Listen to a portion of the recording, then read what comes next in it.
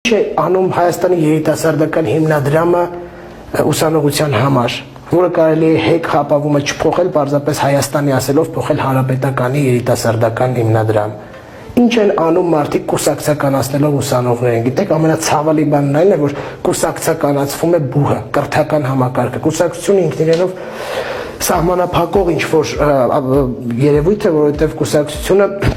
հասարակության որոշակի խմբի շահերն է ներկայացնում եւ մարդկանց զորով առանց հասկանալու բռնում են եւ ասում են, գիտեք ինչ, ստացիր այսքան գումար, դարձիր հանրապետական կուսակցության անդամ։ Չես դառնա հանրապետական կուսակցության անդամ, չես ստանա այսքան գումար, չես ստանա հանրապետական, չես մտնի հանրապետական կուսակցություն, չես լինի ուսանողական խորհրդի նախագահ, եկեք մի հատ բոլոր բուհերով Հայաստանի Հանրապետության պետական բոլոր բուհերով շրջեք եւ տեսեք ինչ է կատարվում ուսանողական խորհուրդներում։ Բոլորը, եթե ոչ փաստ դե յուրե, ապա փաստացի հանրապետական կուսակցության գործունեությունն են ծավալում իրենց բուհում։